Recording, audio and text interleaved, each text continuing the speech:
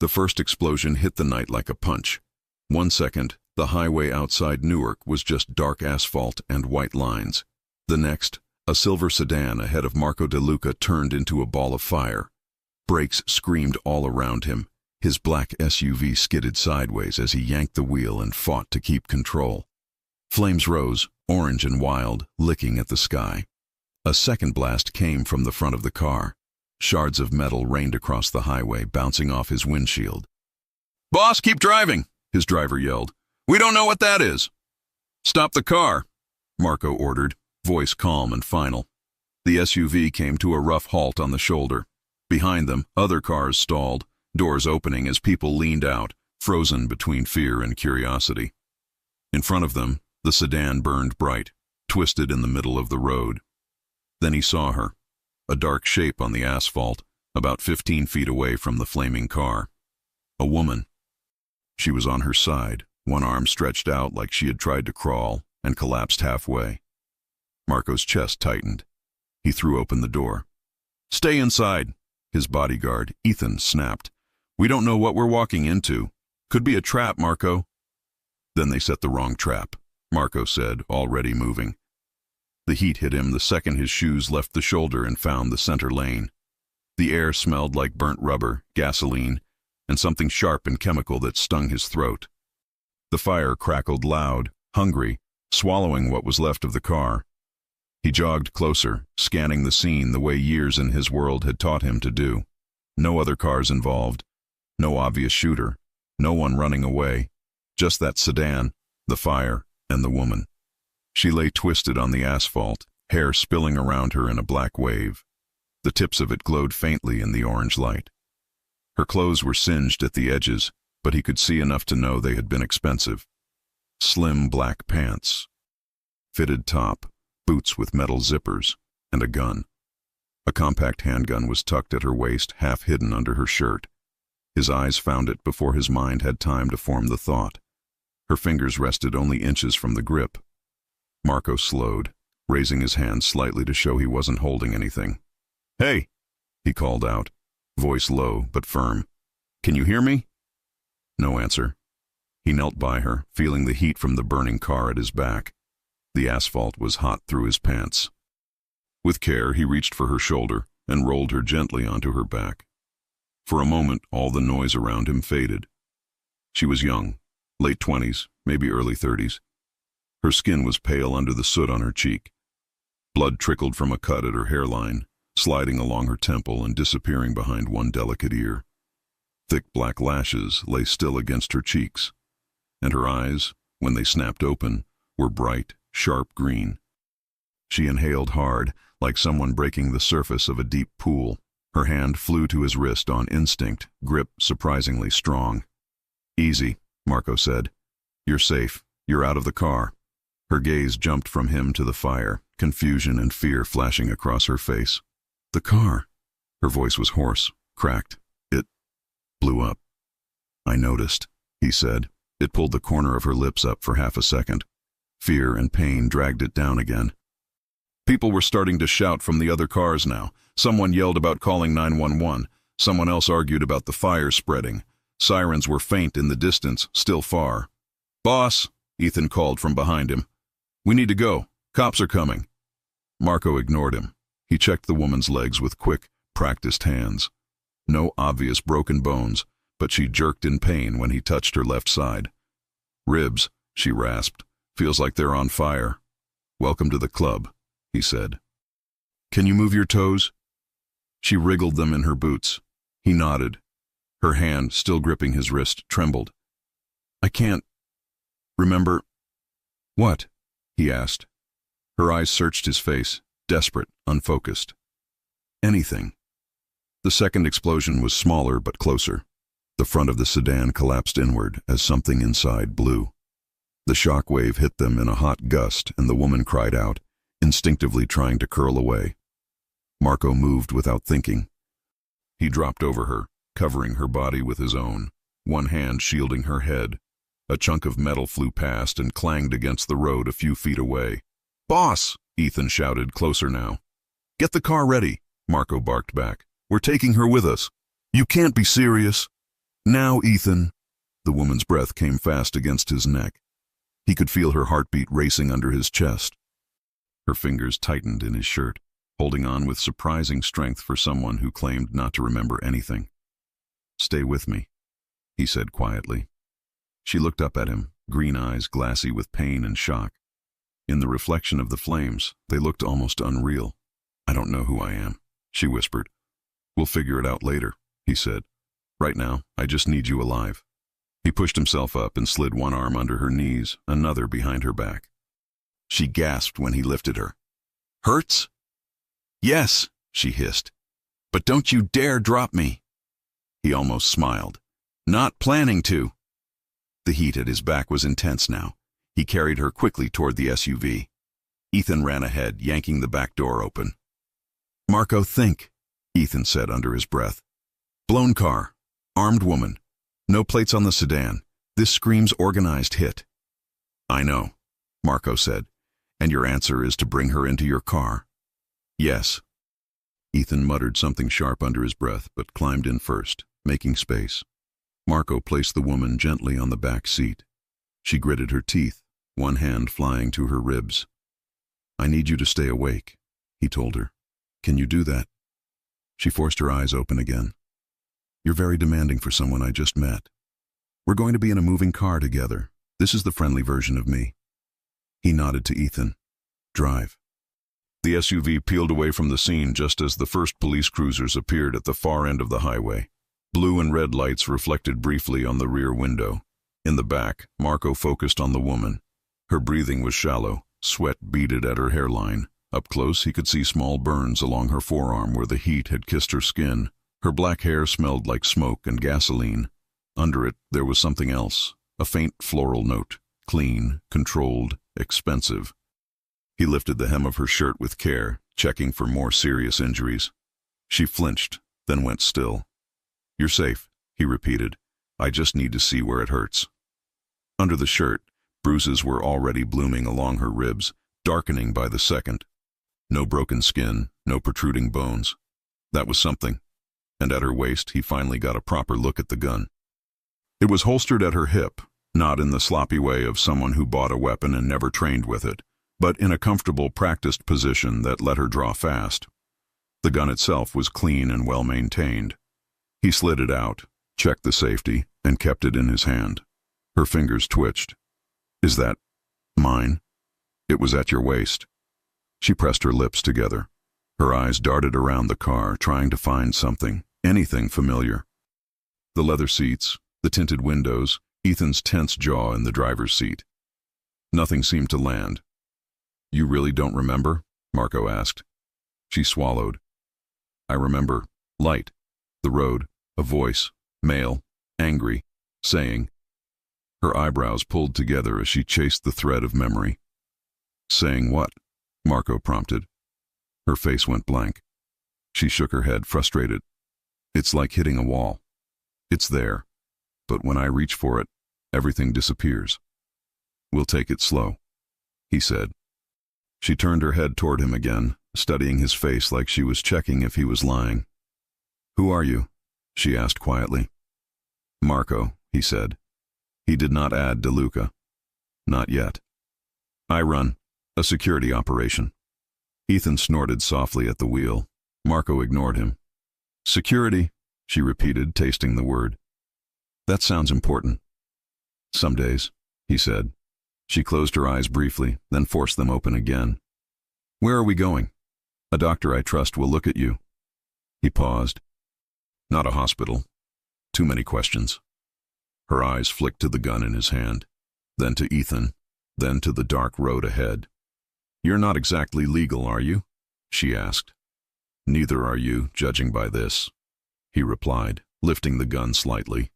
She frowned. "Maybe I'm a cop." Ethan actually laughed. "Yeah, sure." Marco shot him a look in the rearview mirror, and the laughter died. "What makes you so sure I'm not?" she asked, a spark of attitude pushing through her confusion. "You hold onto my wrist like you're ready to break it if I try something," Marco said. "You reached for the gun before you reached for your own head when you woke up, and you're too calm for someone who just crawled out of an exploding car." Her eyes dropped to where her fingers still circled his wrist. She loosened them slowly but did not let go completely. "Maybe I'm used to things blowing up," she murmured. He filed that away. "What do I call you?" he asked. She blinked. "I don't know." "Nothing comes to mind? A nickname? First letter? Language?" She shook her head, panic hovering at the edge of her expression. "It's like there's a blank space where my name should be." He saw the way that bothered her more than the pain in her ribs, more than the smoke, the fire, the weapon. Her identity had been ripped away in one violent flash, and now she was floating without any anchor. He reached out and brushed a stray strand of hair from her face. She watched his hand, not pulling away. "We'll pick something temporary," he said. "Just until you remember." Her lips parted. "You're going to name me?" "It's either that or I call you Hey You for the next few days. I don't recommend it." Despite everything, she let out a short, breathless laugh. It ended in a wince as her ribs protested. "Okay," she whispered. "Pick something." He thought for a moment. Names flickered through his head, each with a weight, a history. He wanted something simple, soft. Nothing that would tie her to his world or hers until they knew what they were dealing with. "Lena," he said finally. "You look like a Lena." She turned the name over in her mouth. "Lena, do you hate it?" he asked. She shook her head. "No, it feels, I don't know, like it fits, a little." "Then we'll use it for now." "Lena," she repeated, almost like she was teaching herself. "And you're Marco." "That's right." There was a strange warmth in his chest at the way she said his name, like they were meeting at some quiet bar instead of in the back of a speeding SUV after a fireball on the highway. The rest of the drive passed in tense silence. Her breathing steadied, but her hand did not leave his wrist. Each time the car hit a bump, she clenched her jaw against the pain and focused on his face, like it was her anchor to this moment. By the time they turned off the main road and started weaving through a more secluded industrial area, her eyes were heavy. "Stay with me, Lena," he reminded her. "I'm trying," she murmured. "Hard to do when your head feels like someone hit it with a truck." "We're almost there." The SUV finally rolled through a large gate, which closed behind them with a low mechanical hum. The building in front of them looked like an abandoned warehouse from the outside. Inside, it was anything but. Ethan parked, and Marco opened the door before the car had fully stopped. "Help me with her," he said. Together, they lifted Lena out of the SUV. The night air here was cooler, tinged with salt from the bay nearby and oil from the docks. Security cameras tracked their movement as they walked toward a side entrance. A man in his 50s waited by the door, white coat over dark clothes, glasses, calm eyes that did not miss much. "Rough night?" the doctor asked. "Car explosion on the highway," Marco said. "She was inside, ribs, maybe concussion. She has a weapon, and she says she doesn't remember anything." The doctor nodded, already moving closer. "Bring her to the exam room." They carried her down a wide hallway with clean walls and closed doors. Everything here was quiet, efficient, designed to handle problems for people who could not afford public attention. Inside the exam room, they placed her on a padded table covered in fresh paper. She hissed in pain as she lay back. "Hi," the doctor said gently. "I'm Dr. Harris. I'm going to take a look at you, okay?" "Do whatever you need," Lena said. "Just keep the lights low." Harris adjusted the overhead lamp. Marco stepped back, but not far. He watched every move, arms folded, the gun still in his hand. Harris checked her pupils, asked her simple questions. Name, date, where she was. She answered with what she knew and admitted what she didn't. The more she admitted, the tighter the line between her brows grew. "Retrograde amnesia," Harris said after a few minutes. "Not unusual after a blast and a head injury. It can be temporary." "How temporary?" she asked. "Could be hours, days, weeks," he said honestly. "Sometimes memories return in pieces, sometimes not at all. But you're oriented to the present. That's good." He moved on to examine her ribs, shoulders, limbs. He ordered scans. Ethan stepped out to get the tech started. Marco stayed. Every time Harris pressed on a sore spot, Lena's hand reached blindly for something. and every time, it found Marco's. He did not pull away. When Harris finally stepped back, he gave his summary. Ribs are badly bruised, no obvious fractures, he said. Mild concussion, some burns, mostly first degree. She's lucky. Doesn't feel like it, Lena muttered. We'll keep you here tonight, Harris continued. Quiet room, observation, pain management, no screens, no bright lights. Your brain needs rest. And after tonight? She asked. We see what returns, he replied. Sometimes a familiar smell, a song, a phrase can trigger memories. We don't force it. He turned to Marco. You're planning to keep her under your protection, I assume? Marco nodded once. Then I'll prep one of the private rooms upstairs, Harris said. She'll be comfortable and monitored. He left to make arrangements. For a moment, it was just the two of them in the exam room. Lena watched Marco in the dim light. He leaned against the wall, sleeves rolled up, shirt open at the throat. His jaw was shadowed with dark stubble, his eyes steady and unreadable. You're very calm, she said. Would you feel better if I started pacing? He asked. I don't know. Maybe then I wouldn't feel like I'm the only one whose world just disappeared. He studied her, really looked at her. You didn't disappear, he said quietly. You're right here.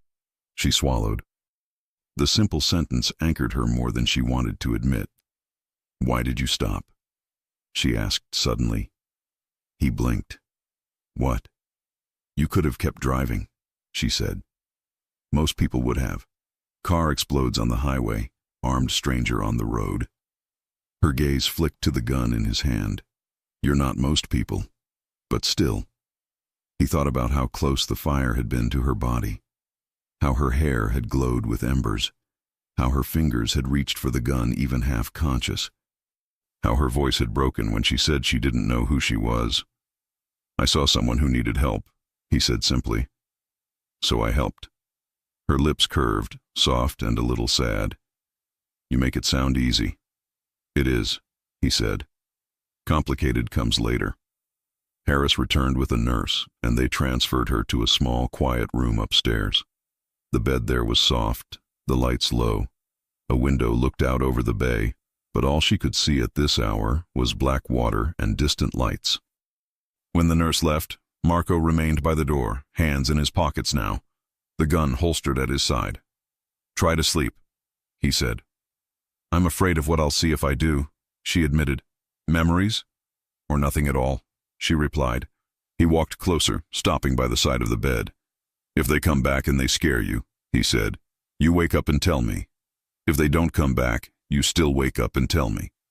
Either way, I'll be here for a while. How long is a while? She asked.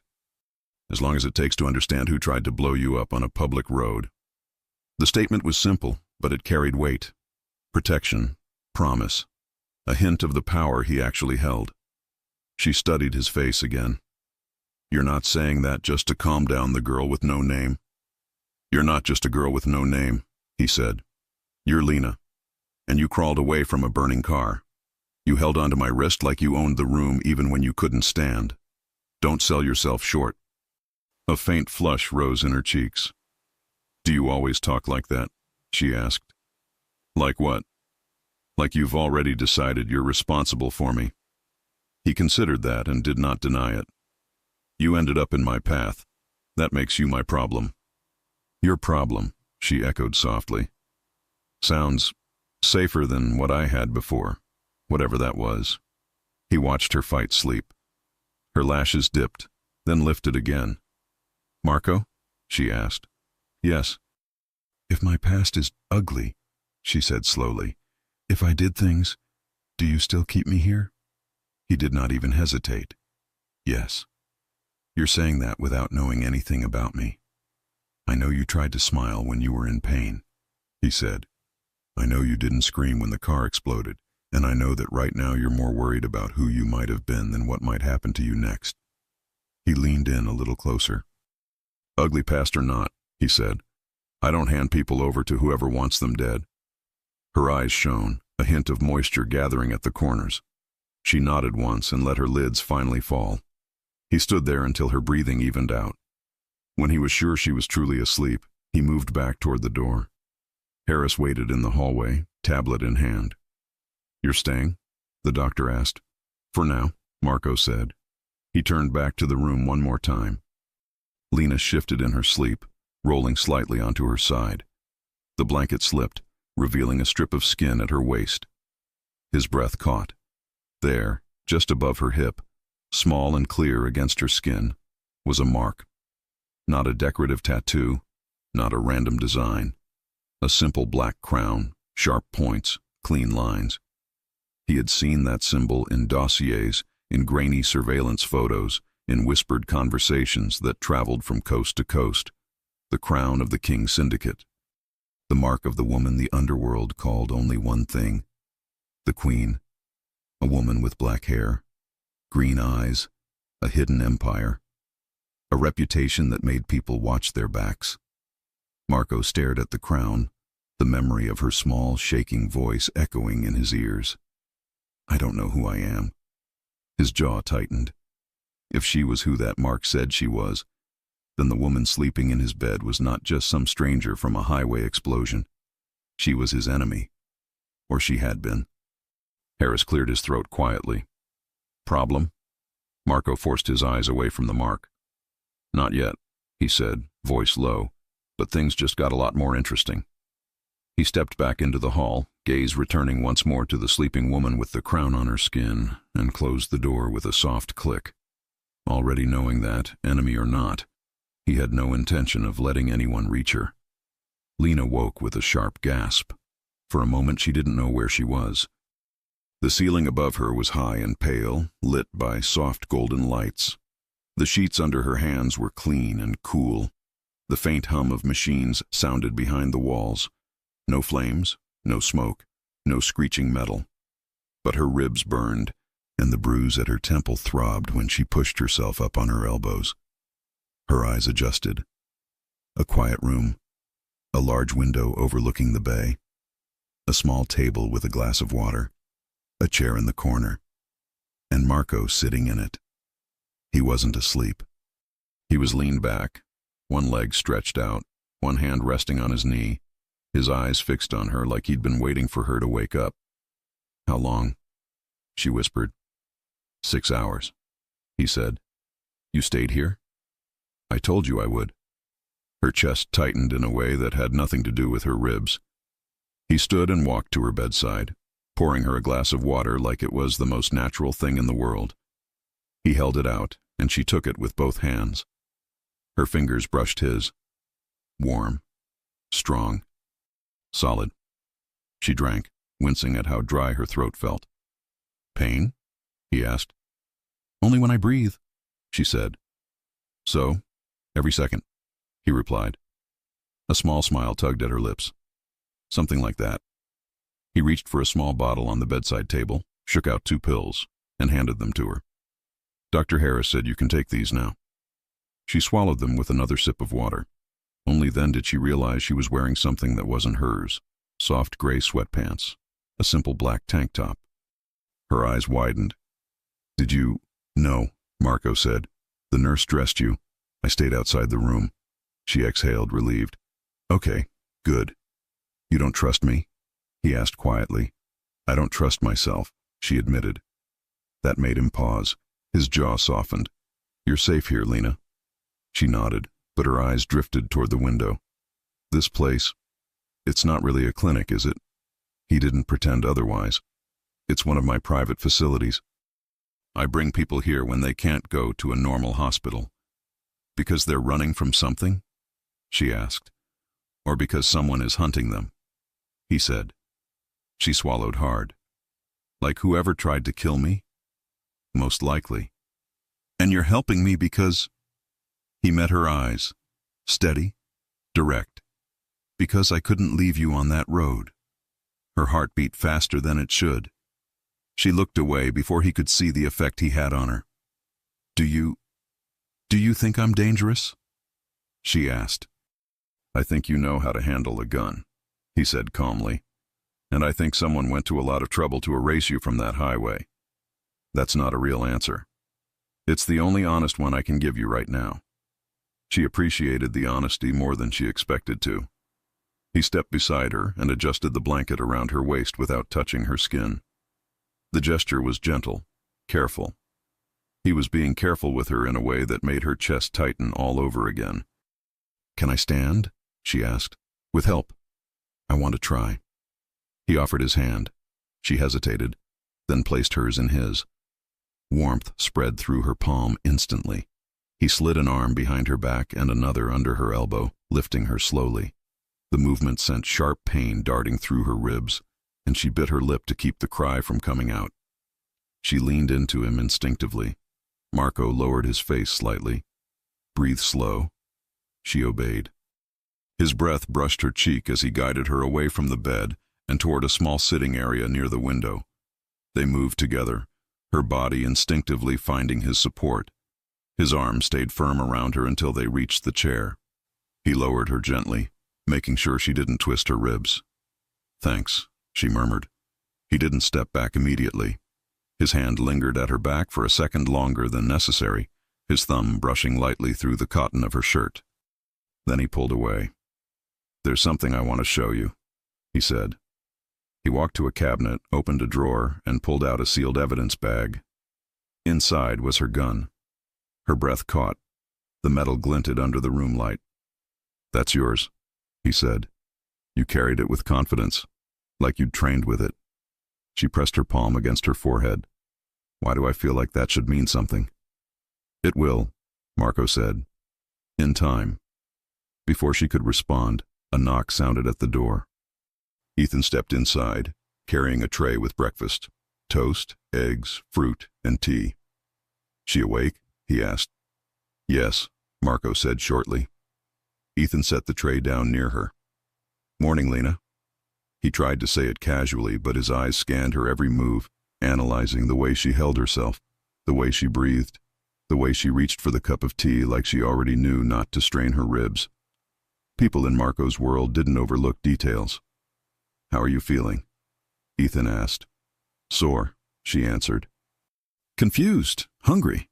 "Hungry is good," Ethan said. "Means Harris didn't break you." She smiled a little. Ethan smirked back, then left the room. Marco took his seat again, this time closer. She ate slowly, her hands steady, even though her mind wasn't. Her eyes drifted around the room, the minimal decor, the reinforced door, the thick curtains, the subtle cameras in the corners. "This isn't a safe place for a normal person," she said. "No," Marco said. "It's a safe place for important people." She raised an eyebrow. "And I'm important? To someone," he said quietly. Her breath caught at the way he said it. Soft, weighted, thoughtful. "Do you recognize anything from last night?" he asked. She shook her head. "Only flashes, a voice, a man. He was angry. I don't know why." "Did he say a name? A place?" Her fingers tightened around the edge of the blanket. "No, but I felt expected, like I knew what was coming." Marco's jaw tightened. "That doesn't sound like an accident." "I know. Do you remember anything about yourself? Anything at all?" She closed her eyes. Silence. Then, "I remember walking in heels," she whispered. "Confident, in control, people moving out of my way." Marco stared at her. "And I remember men," she continued, "not in a romantic way, more like they were waiting for me to speak, like they expected orders." Marco didn't move, but she saw it, the subtle stiffening of his shoulders. "What?" she pressed. "What does that mean?" "It means you weren't ordinary," he said. That scared her more than the explosion. She looked down at her hands, long fingers, clean nails. Not soft, but not calloused either. Someone who handled weapons, but not construction. Someone who trained, someone who controlled. "Marco," she whispered, "what if I was a criminal?" He leaned forward. "Listen to me. Whoever you were, you're not alone now." Her lips parted slightly. She hadn't expected reassurance. She hadn't expected softness from a man who carried guns in his waistband and walked like he owned every room. "Why are you helping me?" she asked again. "Because I want to," he said. The simplicity of it melted something inside her. Before she could speak again, the TV on the far wall flicked on with a quiet beep. Ethan must have activated it remotely from outside. The afternoon news filled the screen. Authorities are investigating a vehicle explosion on Interstate 78 late last night. Witnesses reported seeing a silver sedan burst into flames. Lena stiffened. The broadcast continued, showing the highway cordoned off, the burnt shell of what was left of her car. Then the reporter's tone shifted. In related news, FBI sources say the explosion may be connected to escalating tensions within the organized crime networks on the West Coast. Notably, federal agents have confirmed the disappearance of Valeria King, the mysterious woman believed to be the head of the King Syndicate, often called the Queen. A photograph appeared on screen. A woman standing in front of a black SUV, black wavy hair, green eyes that looked sharper than any blade, confidence in her posture, cold strength in her expression. Lena blinked. She didn't recognize the woman, but Marco did. His entire body went still. That woman, Lena whispered. She looks familiar. Her fingers trembled as she touched the screen lightly, but the picture didn't spark recognition, just unease. She looks like someone I could be, she murmured. Someone dangerous. Someone people fear. Marco turned the TV off. Marco, she said slowly. Do you think that's me? He didn't answer. Tell me, she insisted. No, he said, but his voice wasn't steady. Not yet. You don't need that in your head until we know for sure. She searched his face. You're hiding something. I'm protecting you, he corrected. And if I don't want protection, you want it, he said, and you need it. She hated how right he sounded. He stood. You're not leaving this facility today. It's secure. You're safe here. And you? She asked. Where will you be? His eyes softened. Wherever you need me. A quiet knock interrupted them. Harris stepped in. The scans are ready. Marco nodded. I'll take her. He held out his hand again. She took it without hesitation this time. Her body leaned into him without thinking as he helped her stand. They walked slowly toward the hallway. She held onto his forearm, his heat grounding her with every step. But as they passed a reflective panel on the wall, her eyes lifted, and for the first time she saw the crown-shaped bruise near her hip. Dark, sharp-edged, fresh enough to be visible. She froze. Marco. Her voice trembled. What is that? He followed her gaze. The crown mark. His jaw clenched.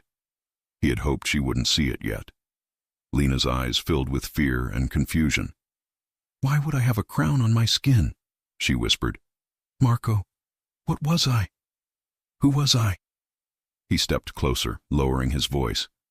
We'll find out. Together. But what if I don't like the answer? She asked, voice breaking. Then we make a new one, he said softly.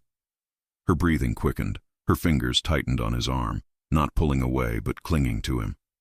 She searched his eyes, desperate for something, anything to hold on to. Marco, she whispered, what if the person I was wouldn't deserve your help? He lifted her chin gently between his thumb and forefinger. Then you just became someone new the moment you opened your eyes on that highway, he said. And that's the person I'm protecting. Her lips parted. For a second, she forgot to breathe. A distant alarm beeped from down the hallway. Harris cleared his throat. We should move. Marco still held her eyes. Come on, he murmured. I've got you. She nodded. But as he helped her step into the hallway, she felt it. A strange pressure in her chest. A flicker of something familiar. A shadow of a memory. A warehouse. Men kneeling. Maps on a table. Her own voice saying something cold and final. She gasped. Lena? Marco caught her elbow instantly. Talk to me. But she wasn't Lena in that second. She was someone else. Someone with power. Someone with enemies. Someone who made decisions that changed lives. Her vision cleared. She looked at Marco. I think I just remembered something, she said, breathless. What did you see? He asked. She swallowed. It felt like a life I don't want back. Marco didn't speak, but his fingers tightened around hers. They continued down the hallway together, both knowing she had just taken the first step toward a truth that could either save them or tear everything apart. Lena woke before sunrise. For a moment, she didn't know what pulled her from sleep, the soft hum of the building, the ache in her ribs, or the memory fragment still echoing inside her like a faint alarm. She pushed herself up slowly, holding her side. The room was dim. The sky outside the window was a pale gray, the bay barely visible. She turned her head and froze. Marco was asleep in the chair beside her bed. Again. His arms were folded across his chest, one leg stretched out, jaw rough with overnight stubble. His head leaned back just enough to expose the strong line of his throat. He looked tired, but peaceful, like he'd fought half the night against falling asleep and finally lost the battle. A warmth spread through her chest before she could stop it. Someone like him, powerful, controlled, dangerous, shouldn't look soft or comfortable, or like he belonged in a room watching over her. But he did. She watched him for a moment more, then swung her legs slowly over the side of the bed. Her ribs protested, but she breathed through it. She stood, holding the nightstand for support. The movement must have made a sound, because Marco's eyes opened instantly. No confusion, no slow wake-up. Just awareness. His gaze went straight to her. "You're up," he said quietly. "And you didn't go home." He stood, stretching his shoulders slightly.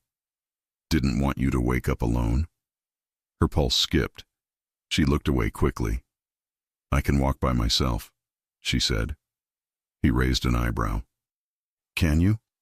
"To the door," she insisted. "Show me." She tried. She really did. But 2 steps in, a sharp pain sliced through her ribs, and she sucked in a breath. Marco was beside her before she could blink. "You don't have to prove anything," he murmured, sliding an arm around her waist. Her body leaned into his automatically. His heat steadied her. "I wanted to move," she muttered. "And you can," he said, "with help." She hated how good it felt to rely on him. But she didn't pull away. He helped her sit on the couch near the window. The sky was brighter now, soft light drifting into the room. A breeze carried the faint smell of salt from the bay. Marco poured water into a glass and handed it to her. When she reached for it, his fingers brushed hers. The spark that ran through her was instant and impossible to ignore. He noticed. His eyes flicked to her lips for a second before he looked away. "Tell me what you remembered last night," he said. She tightened her grip on the glass. It wasn't clear, just pieces, a warehouse, men standing around a table. They were waiting for me to speak. Waiting how? "Respectful," she whispered. "Serious, like what I said mattered." Marco didn't move, but the change in his posture was subtle, a slight tension in his shoulders. "And you," he said, voice low. "How did you feel in that memory?" "Calm," she said. "In control, like I wasn't afraid of anyone in that room." "That tells us something." She nodded. "But I still don't know who I was." "You will," he told her. "We're not rushing anything." She held his eyes. "Marco, what if I don't like her?" His jaw softened. "Then you decide who you want to be now." Her throat tightened. Before she could answer, Ethan knocked lightly and entered with breakfast, scrambled eggs, toast, berries, and tea. "Morning," he said, "or whatever you call it when you haven't slept all night." Marco gave him a look. Ethan shut his mouth. Lena ate slowly. Marco watched her more than the food. When she finished, she set the tray aside. "Marco, can I see the rest of this place?" "You should rest." "I will," she said. "But staying in one room makes me feel trapped." He hesitated, then nodded. "All right, but I'm going with you." She didn't argue. He helped her stand again, one hand firm at her back. They walked out into the hallway, her steps small and careful. As they moved, she felt it again, how her body fit against his, how he supported her without thinking, how natural it felt to be close to him. Dangerous, comforting, confusing. They passed the exam room where she had first woken up, then the security room, where screens showed camera feeds from every angle of the building. Then a training room, punching bags, mats, racks of weights. Lena paused. "Can I try something?" she asked. Marco frowned.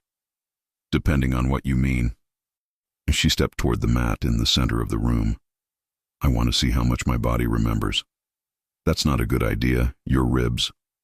"I won't do anything big," she promised. "Just let me try." He hesitated, but curiosity flickered in his eyes. "Fine, but I'm right here." She stepped onto the mat and took a breath. She raised her hands slowly, as if she'd done it 100 times before. Her stance shifted without thinking, feet balanced, weight centered, guard lifted. Marco watched her carefully. "You've done this before." "How can you tell?" she asked. "Your hands know where to go even if your head doesn't." She tried a simple movement, turning her body and raising her elbow the way she imagined a strike might go. Pain shot through her side and she winced. Marco stepped in instantly, his hands gripping her waist gently. "That's enough." She leaned into him, catching her breath. "I just wanted to know," she murmured. "I know," he said softly. His hand stayed on her waist longer than necessary. She felt the warmth of his palms through the fabric of her shirt, the steady rise and fall of his chest just inches away. She lifted her eyes to his. For a moment, neither of them moved. Then he reached up slowly, brushing a strand of hair away from her face. His knuckles grazed her cheek. Her breath hitched. "Marco," she whispered. "You don't have to be afraid of me," he said. "I'm not," she replied. His fingers slid down the side of her neck. His thumb brushed her jaw. His forehead lowered toward hers. Slow, careful, intentional. Her heart pounded so hard she felt it in her ribs. He paused a breath away from her lips. "Is this okay?" he asked, voice almost rough. "Yes," she whispered. He kissed her, soft at first, testing, warm. His hand slid to the back of her neck, pulling her gently closer. She melted into him, her fingers gripping his shirt. The kiss deepened, slow and consuming, heat blooming through her chest and down her spine. When they finally pulled apart, her breath trembled. Marco rested his forehead against hers. "I shouldn't have done that." "I'm glad you did," she said. His thumb brushed her lower lip once, lingering. "Lena," he murmured, "you don't know who you are. You don't know what your past looks like. Then stay with me until I remember," she whispered. His jaw tensed, as if the words hit deeper than she realized. Before he could answer, Harris walked in with a tablet. The door swung open loudly enough that both Marco and Lena stepped apart quickly. Harris pretended not to notice. "I have updates from your scans," he said. "Let's go back to the room." Marco helped her walk, the air still charged between them. Back in her room, Harris reviewed the images. "Your injuries are stable," he said. "No internal bleeding. Your concussion is mild. You're healing." Lena nodded. "Doctor, can stress trigger memories?" "Sometimes," Harris said. "So can familiar motions, surroundings, sounds. You may recover more if you stay calm, if you feel safe." She glanced at Marco. Harris pretended not to notice that, too. After he left, Lena sat back against the pillows. "I don't want to stay in bed all day," she said. "You won't," Marco replied. "We'll move around the facility, slow and steady." She looked at him. "You really are not leaving me, are you?" "No," he said simply. Her chest warmed. Hours passed in a quiet rhythm. They walked the halls together. They sat on the couch near the window. They talked about nothing and everything. Favorite foods, cities they'd visited, music she half remembered, things that made him laugh when he was younger. It felt like knowing someone for weeks, not hours. Evening came. Harris brought dinner. Lena ate a little, then stared out the window. "I had another memory," she said quietly. Marco turned toward her immediately. "What did you see?" She held her ribs with one hand. "I was giving orders. Men were listening. My voice, it wasn't like this. It was sharper, stronger, like nothing scared me." He didn't speak. "And the strange thing," she said, is that I didn't feel guilty in the memory. I felt right, like it was normal. Marco's eyes darkened, not with judgment, but with understanding. Lena, he said softly, the person you were isn't the person you are right now. But what if the old me comes back? She whispered. Then we deal with it, he replied. She leaned her head against the couch, exhausted. Marco moved closer, his shoulder brushing hers. She didn't lean away. After a moment, she let her head rest lightly on his shoulder. His breath softened. He turned his face slightly toward her hair. She felt his hand rest over hers, warm, steady, grounding. Marco, she murmured, half asleep. Thank you. His thumb stroked her hand gently. You don't have to thank me. She closed her eyes. Sleep pulled at her again, and then it hit her. A flash, clearer than any before. A long table, men standing around it. She was at the head, maps spread out, a thick folder stamped with a symbol, a crown. Her voice echoing, DeLuca moves tonight. If anything goes wrong, we remove him from the board. Her eyes flew open, her breath stopped. Marco stiffened beside her. Lena, what is it? She stared at him, heart pounding. I said your name, she whispered. In my memory. He went still. My voice, she said, shaking. I was talking about you. Marco inhaled slowly, eyes locked on hers. What exactly did you say? He asked. Her lips parted. I was planning something against you. His jaw tightened, but he didn't pull his hand away. And Marco, she whispered, voice trembling with the truth settling inside her. I think I was someone powerful. He waited. Someone feared. His eyes didn't blink. Someone dangerous. He stayed silent. She swallowed hard. I think I was your enemy. She expected him to let go of her hand, to stand, to pull away. He did none of that. Instead, his fingers tightened around hers. Then why, Marco said quietly, do you look terrified of the person you used to be? Her throat tightened. Because I don't want to be her anymore. Marco's eyes softened with something deep. Heavy. Unspoken. He leaned closer. You're not her, he murmured. But you're Lena, he said, the woman in front of me, and she is the only one I'm protecting. Her eyes filled. She didn't know she was shaking until his arm slid around her back, pulling her gently against him. She rested her forehead against his chest, breathing him in. He held her, strong, warm, steady, but behind his calm voice, behind the safety of his embrace, she felt it, a shift in the air, a truth forming at the edges, a storm building in silence. Because if she truly was a powerful enemy, then someone out there already knew she was alive, and they would come for her. Marco's hand slid protectively up her back, and in the quiet of the dim room, with her heart pressed to his chest, she heard the low, certain words he whispered under his breath. Words she wasn't supposed to hear. If they come for her, they'll go through me first. And she knew. The next morning, Lena woke to quiet voices outside her door. She stayed still, eyes closed, listening.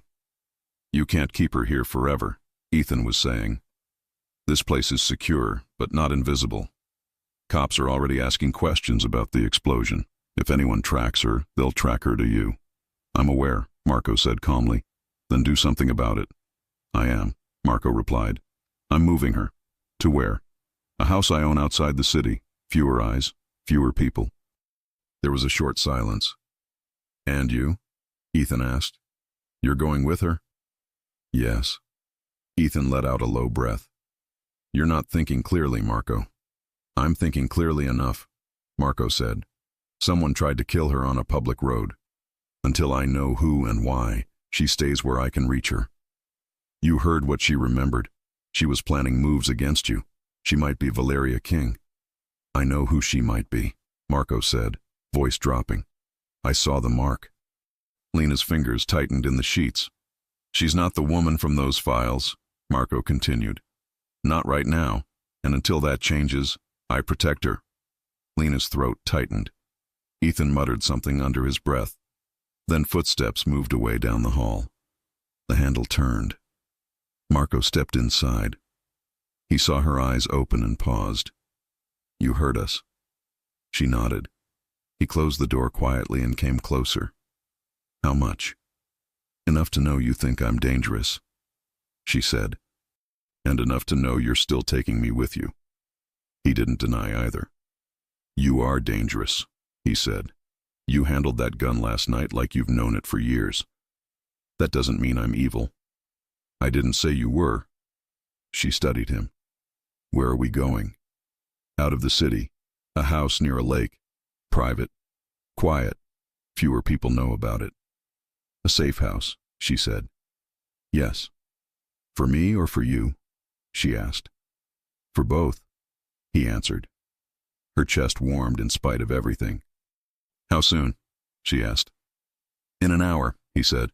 "Harris wants to check you one last time before the drive." "What do you need me to do?" "Trust me," he said. She swallowed. "That part is not as hard as it should be." His eyes softened. "Good."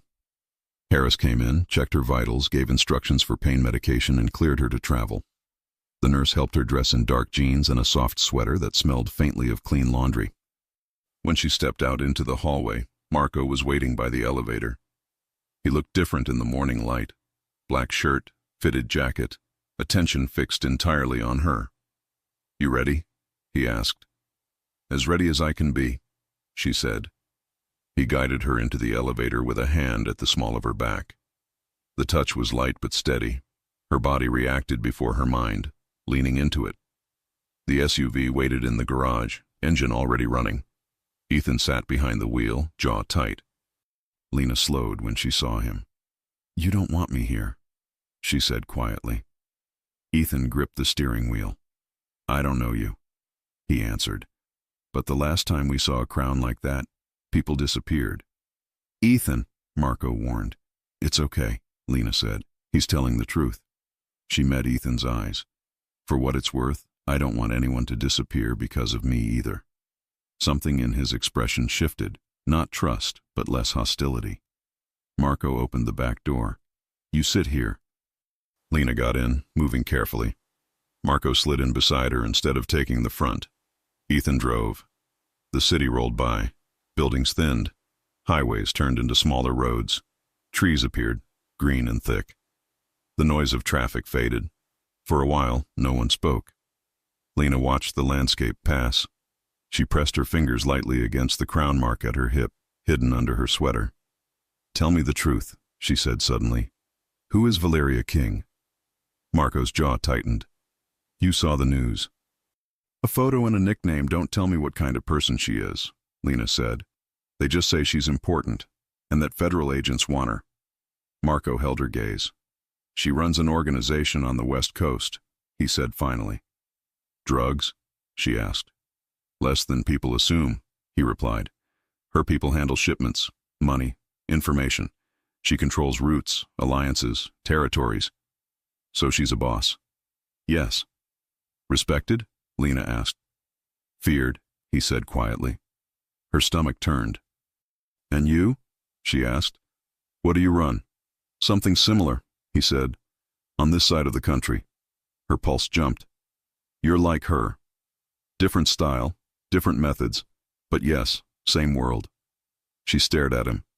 "You told me you ran security," she said. "I do," he replied. "Just not the kind that comes with uniforms and badges." "Then who are you really?" she asked. He hesitated for a fraction of a second. "Marco DeLuca," he said. "I run the DeLuca family operations." The name hit something deep inside her, a door in her mind, a dark room. She saw a long table again, maps spread out, men watching her, a voice, her own. "DeLuca moves tonight." She flinched. "Lena?" Marco's hand came to her knee, warm and grounding. "You okay?" She nodded slowly. "I've heard your name before." "Not surprising," he said. "I was planning something against you," she whispered. "I saw it." "I know," he said quietly. "You're not angry?" she asked. "If we dig into my past and yours," he said, We'll find more than one reason to be angry. Still, she said. I don't punish people for plans they can't remember, he replied. Her throat tightened. You make it sound simple. It's not simple, he said. But it's what I'm choosing. She looked down at his hand. He didn't move it. The steady weight of it on her knee calmed her more than any medication. Do you hate her? She asked. Valeria King. He thought for a moment. I hate what her world did to mine, he said. But I've never met her face to face. You may have, Lena said. You just didn't know. His thumb brushed her jeans once. Maybe. Do you think I'm her? She asked. Honestly. His eyes searched her face. I think the evidence points that way. And you still brought me with you. She said. Yes. Why? Because the woman in my car right now is not the queen from the files I've read, he said. This woman is confused, scared, stubborn, and trying extremely hard not to lean on me even though her ribs hurt. Her lips trembled. You forgot something. What? He asked. She kissed you in a training room, she said softly. His jaw clenched just a little. That too. Her cheeks warmed. The SUV turned off the main road onto a narrower one lined with trees. After several minutes, a high gate appeared. It opened at their approach. The road continued toward a large house by a lake. It was modern, all glass and stone, with wide balconies and a deck that reached toward the water. No neighbors in sight. The air was clear and quiet. Ethan parked near the front steps. Marco got out first, then leaned back in to help Lena. She stepped onto the driveway. The air smelled clean. The lake glimmered in the distance. Birds called from the trees. This is yours? She asked. Yes. You come here a lot? Not enough, he said. He led her up the steps and into the house. Inside, open spaces, warm wood, soft furniture. Big windows opened to views of the water and trees. The silence felt different here, not clinical, peaceful. Wow, she said softly. You like it? He asked. I feel like I shouldn't, she said, considering everything. But I do. That's allowed, he replied. He guided her into a large living room. A couch faced the lake. A kitchen sat to the side with clean lines and stainless steel appliances. I'll show you your room, he said.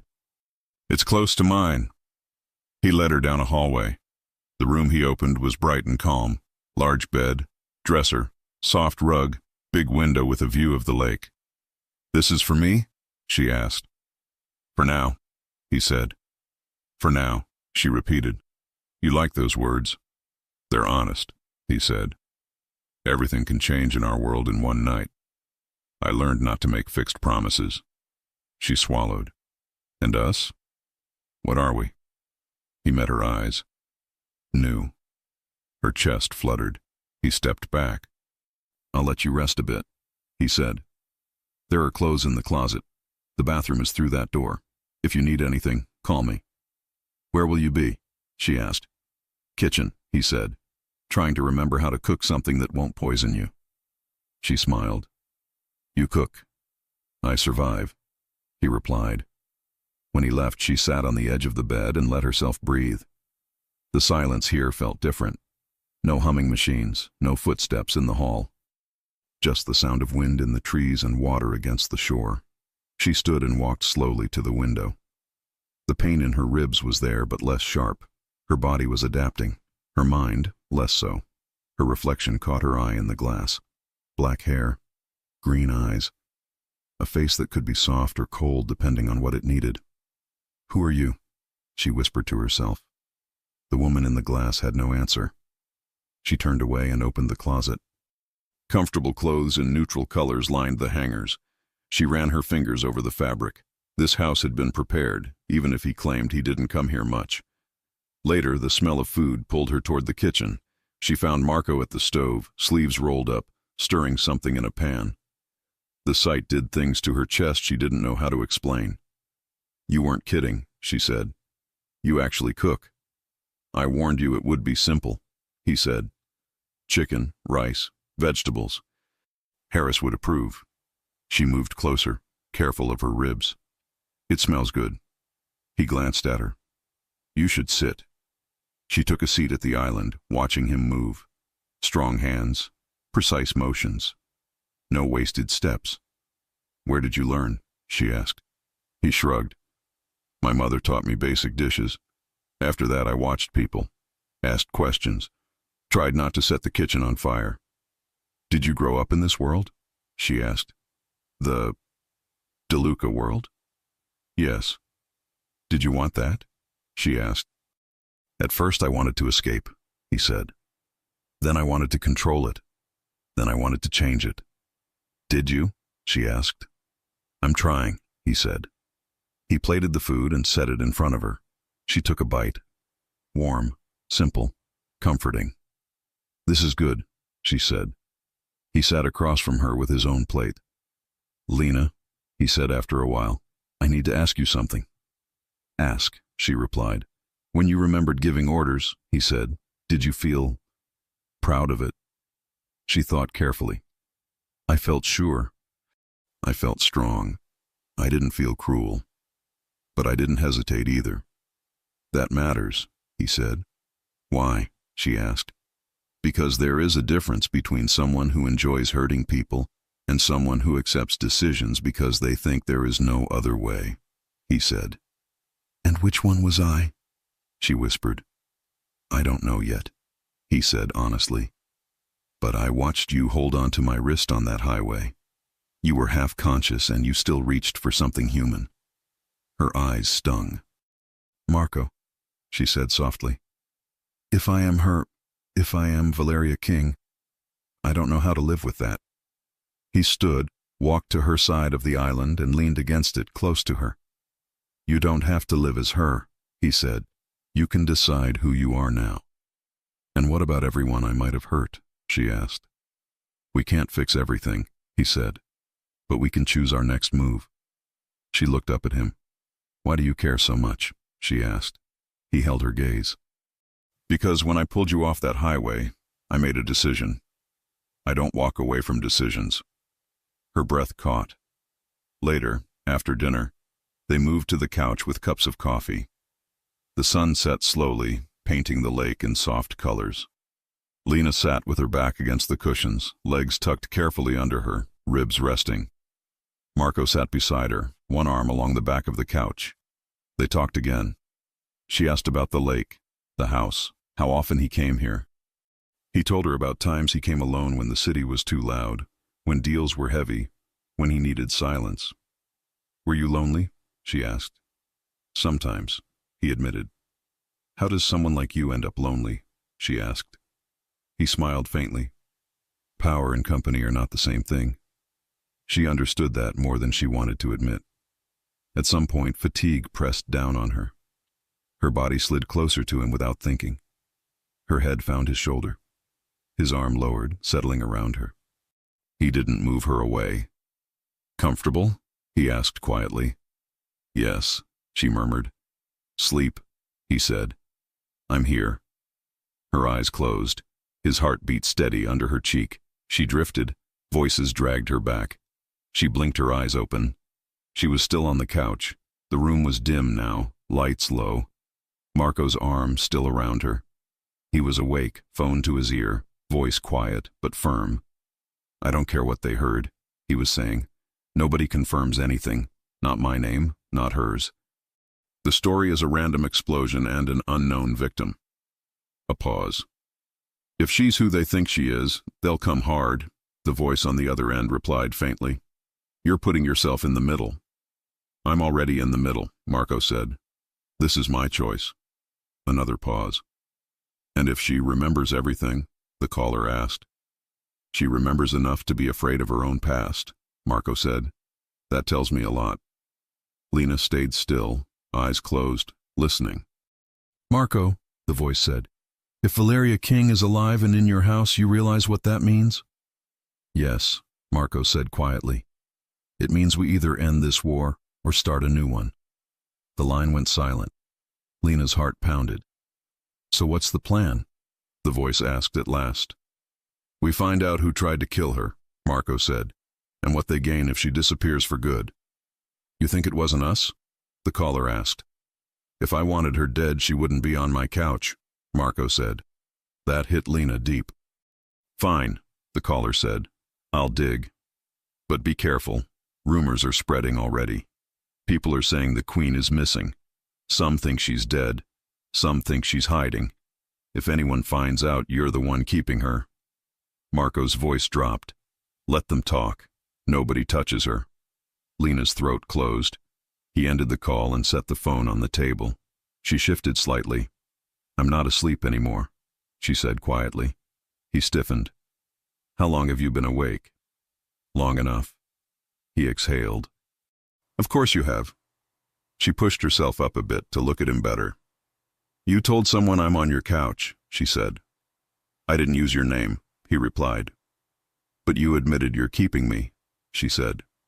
Yes. You know I might be the reason your world has problems, she said. I already had problems, he said. You're not the cause of all of them. Her eyes glistened. You're risking everything for me. I'm not risking everything, he said. I'm choosing a side. Whose side? She whispered. He didn't hesitate. Yours? Her breath shook.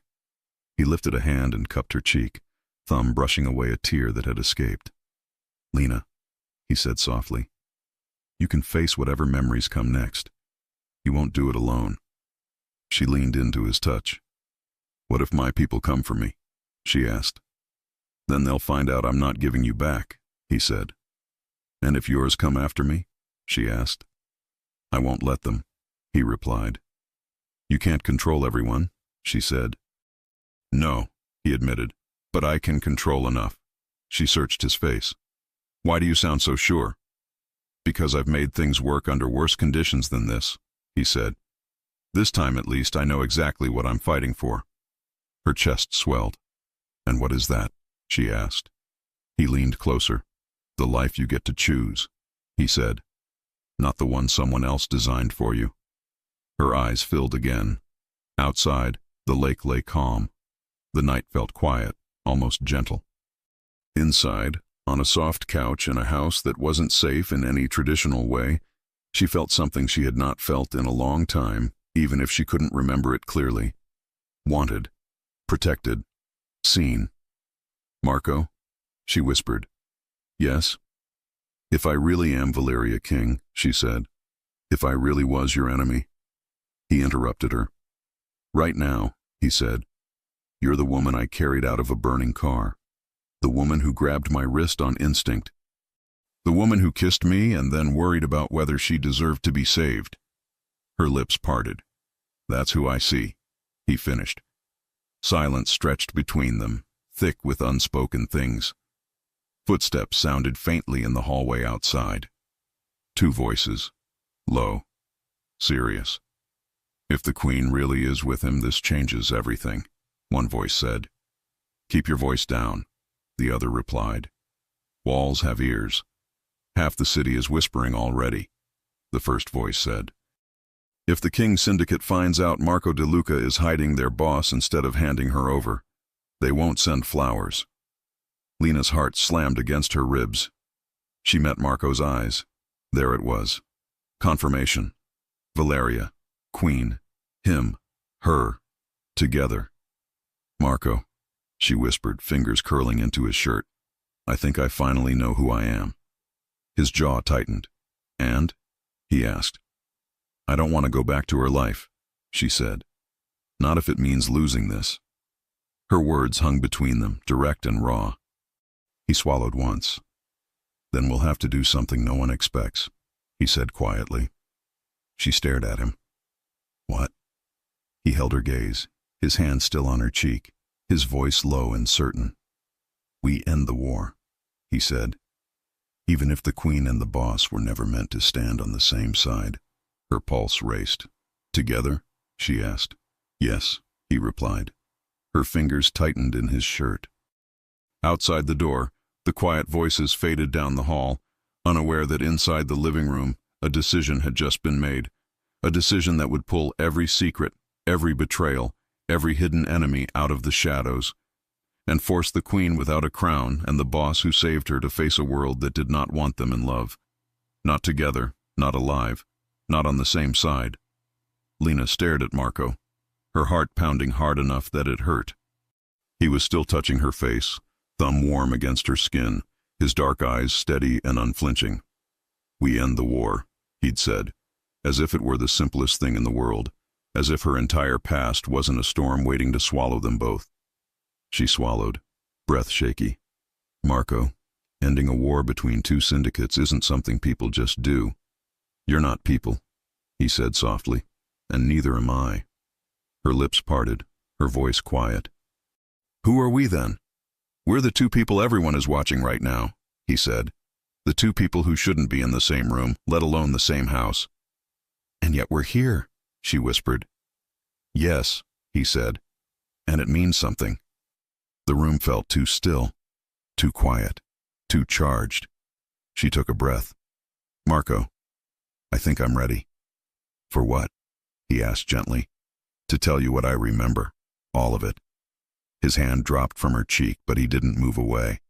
"I'm listening." Lena exhaled slowly and leaned back into the couch. The fire crackled quietly in the corner, warm light flickering across the walls. Outside, the lake was a dark mirror reflecting the stars. "It came back earlier today," she said. "Not in flashes this time, in full pieces." His jaw tightened. "And?" She didn't hide from it anymore. "I remember my name," she said quietly. "My real name." He waited. "Valeria King." Marco closed his eyes for the briefest second, pain, acceptance, and something like relief flickering through him. She continued, voice steady. "I remember my life, the organization, my role, the men who worked under me, the deals, the negotiations, the enemies, the alliances." Marco didn't interrupt her. "And I remember you," she whispered. His gaze sharpened. She nodded slowly. "Not your face, not your voice, but your name, DeLuca, your family, the tension between our worlds. The pressure to keep power, the cycle of retaliation." "Did you hate me?" he asked softly. "No," she said. "I feared what you represented. I feared losing ground. And I feared what would happen if either of our families made a wrong move." Marco didn't react outwardly, but she felt the shift in the air. Then she whispered the memory that had haunted her all night. "I was planning to move against you." His jaw went rigid. Lena's eyes glistened. "It wasn't personal. It was expected. My advisor said you were becoming too strong on the East Coast, that we had to preempt you before you expanded further." Marco leaned back slightly, absorbing the words without flinching. "I was going to send someone to gather intelligence," she said.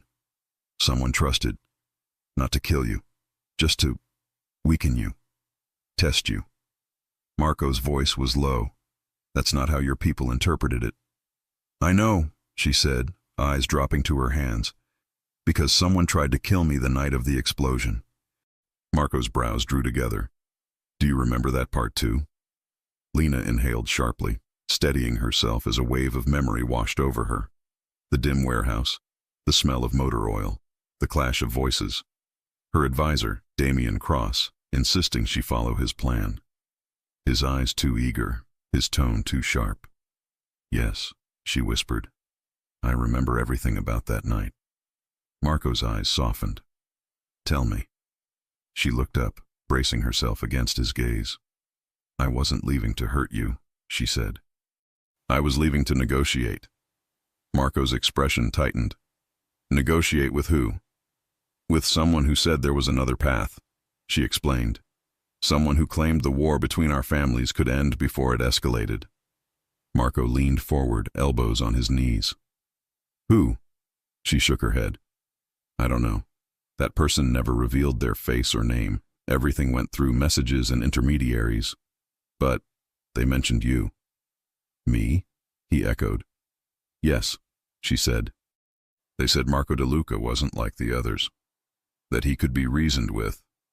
That he didn't want endless retaliation." Marco didn't answer at first. He looked away, jaw clenching in an unreadable mix of emotion. I was going to meet them, Lena said softly. My last chance before the council forced my hand, before they pushed me to make a move against you. Marco's eyes came back to hers. And the explosion? Lena's heart sank. Someone planted the charges in my car, not you. Not your people. My own. Marco didn't react with surprise. You suspected, she whispered. Your people gained more from your death than mine did, he said. The timing wasn't right. The location wasn't right. The method wasn't right. It didn't fit our style. The weight of his words hit her. My right-hand advisor, she said. Damien Cross. He was always pushing for war. He hated any talk of compromise. He wanted total control. He wanted your throne, Marco said. Your empire. Yes, she whispered. And killing me was the only way he could get it. Marco's eyes went cold, the protective cold she had come to understand as his warning signal. Lena, he said quietly, you didn't fail your people. They failed you. A tear slipped down her cheek, surprising her. She wiped it quickly. And now? She asked.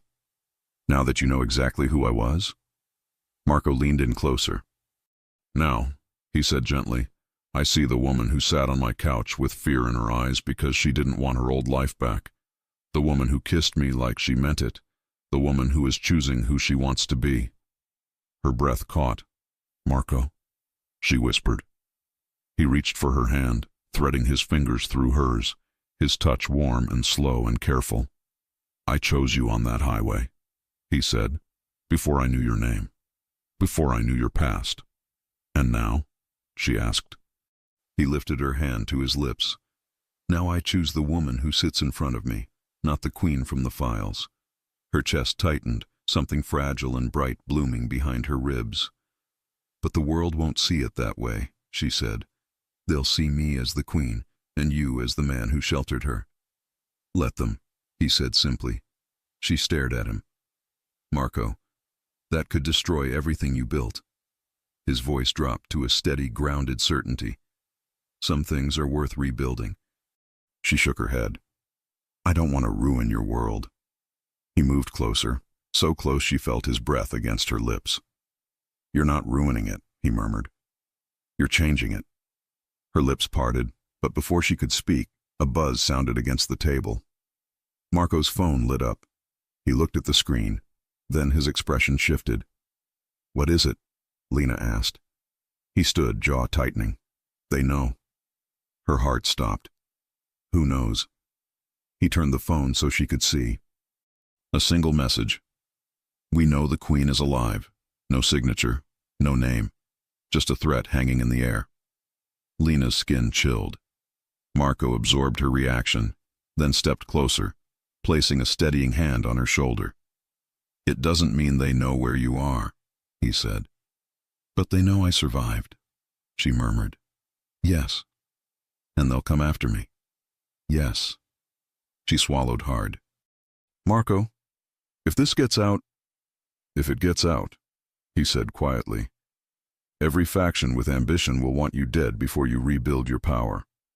That's exactly why we need to choose your next move carefully. She wrapped her arms around herself. I don't want my old power back. I know, he said. Then what do we do? She asked. Marco walked to the large window overlooking the lake, jaw tight, hands clasped behind his back. He stared at the water for a long moment. Then he turned to her. We do something nobody expects. What? She whispered.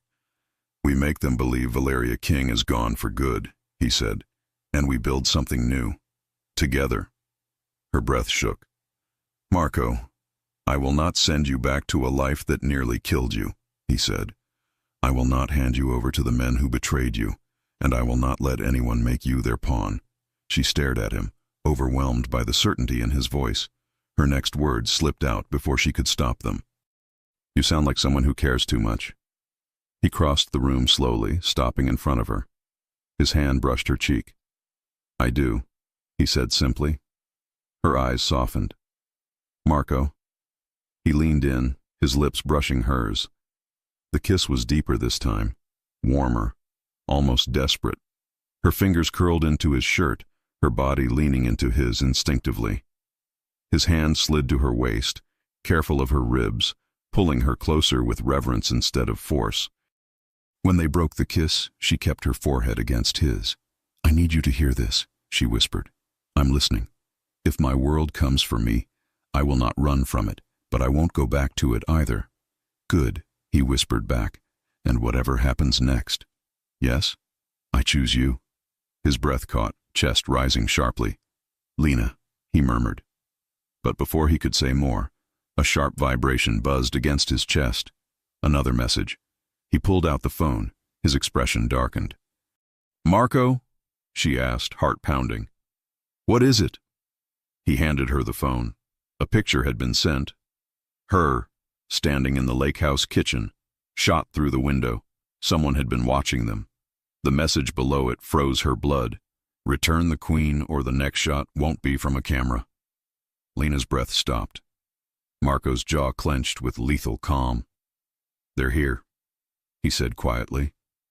Her heartbeat thundered in her ears. "Marco, what do we do?" she whispered. He didn't hesitate. "We protect you," he said, "and then we take back your life. But I don't want that life anymore."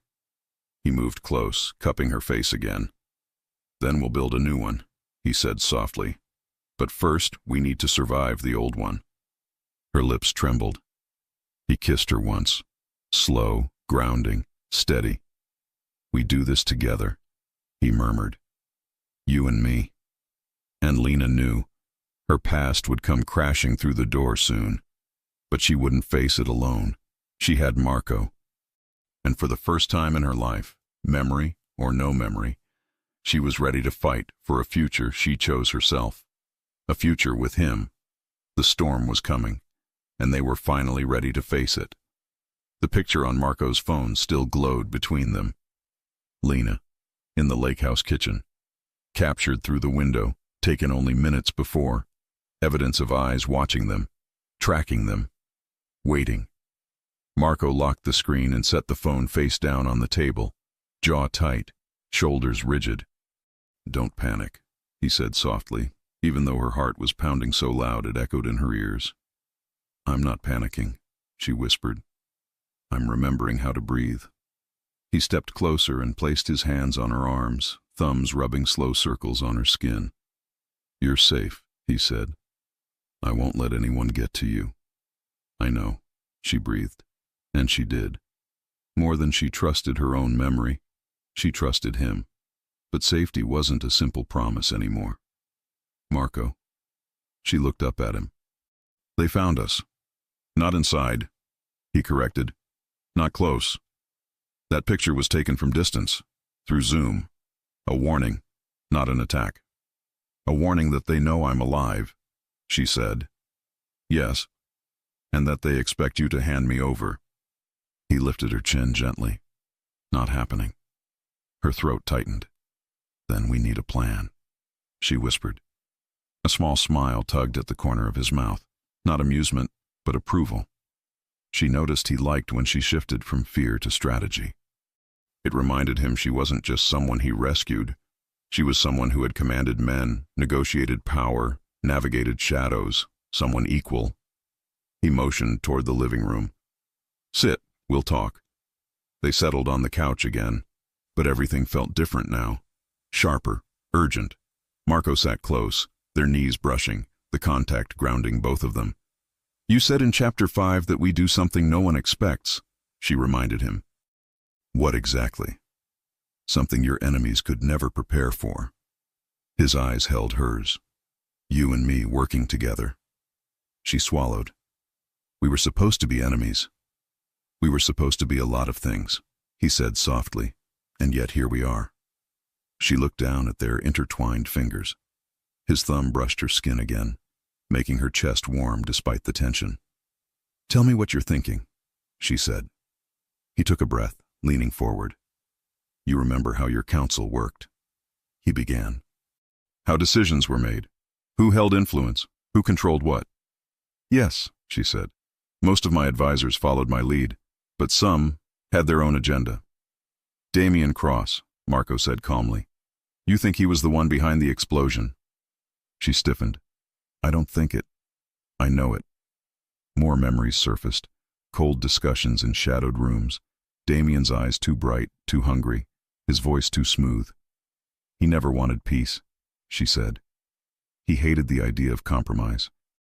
Every time I talked about reducing violence, he treated it like betrayal. Because peace means less power for men like him, Marco said. She nodded. He pushed me toward you, kept insisting you were planning something big, something we couldn't afford to ignore. He said waiting was weakness, and you didn't trust him completely. Marco said.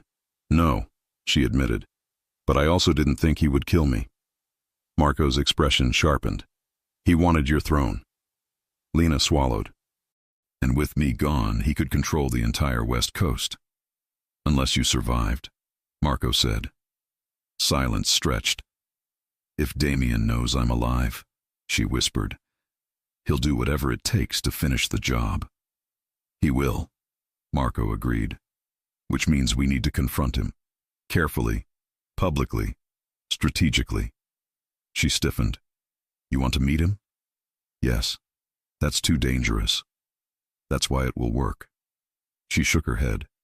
Marco. He took her hand. He expects me to protect you in secret. He expects you to run, or hide, or come back furious and unstable. And what are we actually going to do? She asked. He squeezed her fingers gently. We're going to walk into that meeting together, he said. United, calm, in control. Her heart raced. As what? He didn't hesitate. As allies. Her breath caught. That, she whispered, is something neither of our worlds could ever imagine. Exactly, he said. But then her eyes widened. Marco, if we show up together, people will know. The families, the council, everyone. Yes, he said, and they'll talk. Yes, and they'll assume things. He gave her a slow, deliberate look. Half of them already assume things. Her cheeks warmed. You're not helping, she said. You asked, he said, leaning slightly closer. A small laugh escaped her, shaken but real. He reached up and brushed his knuckles along her jawline, a gesture he used whenever he wanted her to look at him. I need you to listen to me, he said. Whatever plan we make, whatever meeting we walk into, you will not be unprotected, not for 1 second. I'm not afraid of being unprotected, she whispered. I'm afraid of being used again. You won't be, he promised. Not by me. She searched his face. No lies, no hesitation. Just a man who had already chosen her. A man she was choosing back. She took a slow breath. Okay, then we plan. Together. He nodded once, as if that single word meant more to him than anything she had said before. They began mapping scenarios. Scenario 1, public confrontation. You could call a meeting with your top advisors, Marco said. Show them you're alive. Reclaim your authority. No, she said instantly. Damien would corner me, and the council would try to control the narrative before I could. He nodded. Agreed. Scenario 2, secret meeting with Damien. You meet him alone, Marco suggested. I stay close, but out of sight. She shook her head. He thrives in shadows, and he's unpredictable. That's dangerous for both of us. Also agreed, he said. Scenario 3, neutral territory. Marco leaned forward. We choose a location neither side controls. He arrives thinking he has leverage. He sees us together. It destabilizes him. That could work, she admitted. Scenario 4, showing strength without war. You reclaim your voice, he said, not as the queen, as someone who has changed. Lena hesitated. Marco, if I walk into that room as Valeria King, the war continues. If I walk in as Lena, no one will follow me. He reached out, tilting her chin again. Then walk in as both, he said. The queen who survived, and the woman who chooses peace. Her breath trembled. I don't know if I can be both. You already are, he said quietly. Her heart almost stopped. He meant it. He believed it. And she felt it. Every version of herself, the strong, the scared, the powerful, the vulnerable, all of them were hers to choose from now. And Marco saw all of them. She looked at him, overwhelmed by emotion. "You trust me? With my life," he said simply. Her eyes stung. "You shouldn't." "I do anyway," he replied. "And I'm not changing that." Her fingers slid to his wrist, gripping gently. "Marco, whatever happens in that meeting, whatever truth comes out, I need you to know something." He leaned in. "Tell me." "I don't want power," she said. "I don't want a throne. I don't want to return to being someone people fear." His expression softened with something deep. "Then what do you want?" "You," she whispered. Everything in him froze. Then he closed the distance between them.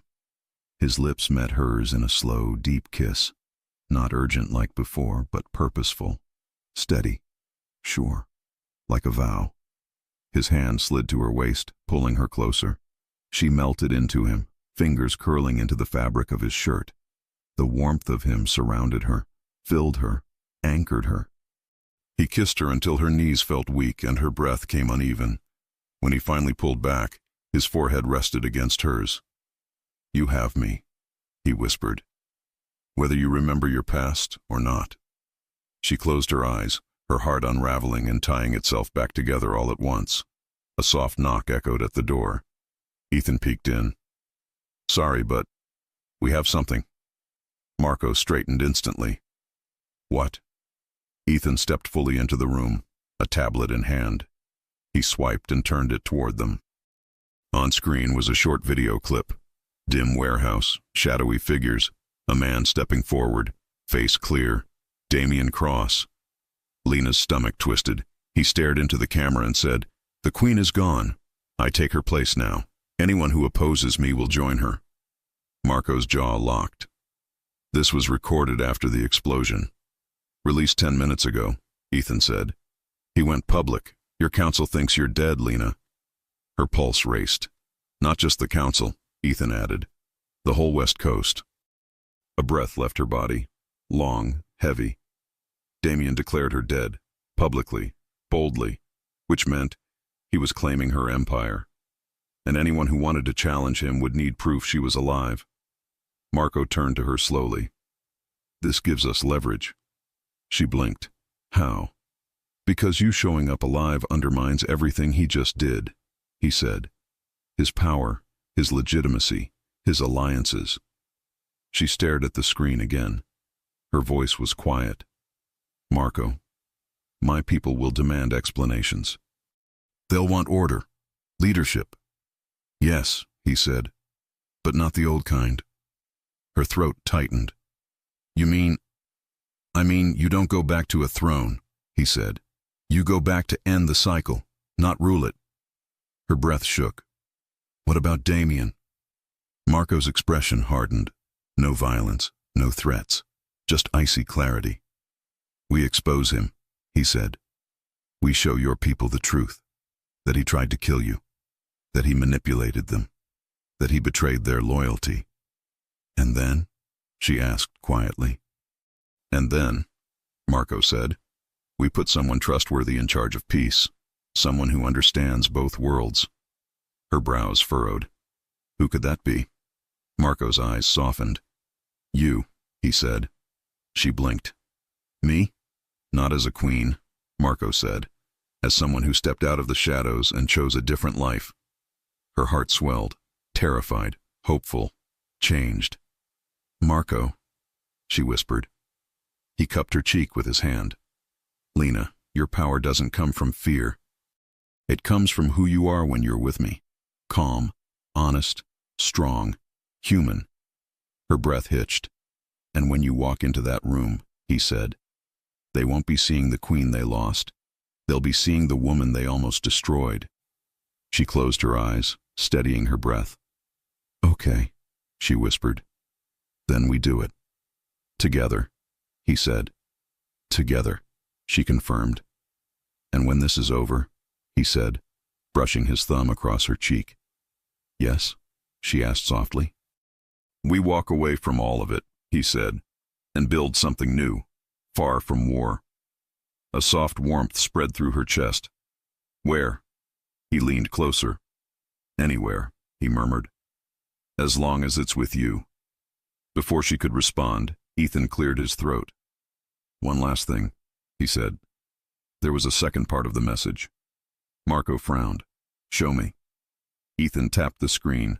A new image appeared, grainy but clear enough. Her crown, tattooed on someone else's arm, fresh, bleeding.